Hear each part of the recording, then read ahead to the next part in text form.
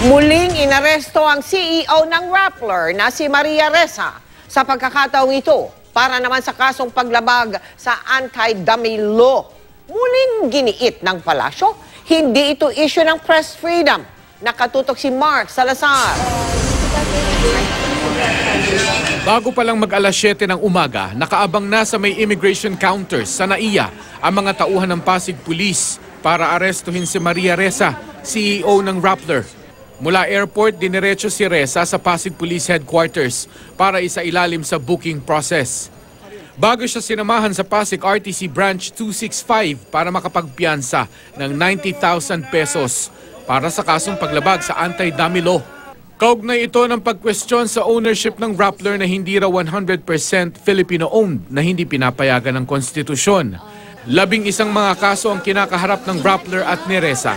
Kasamang ipinaaresto ng Pasig RTC Branch 265 ang buong board ng Rappler.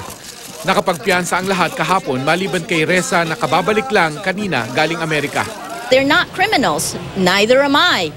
The fact that the government continues to try to label us as criminals is itself criminal. President Duterte has attacked the media numerous times, and Rappler is not the first news organization that the president has attacked. She's charged of a crime, and there is a determination of probable cause. Hence, a warrant of arrest has been issued.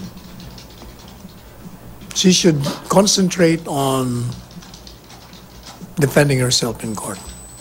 Thank you, sir.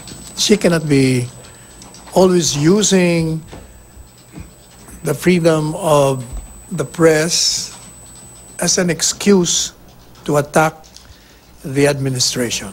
Mark Salazar, nakatutok, 24 oras.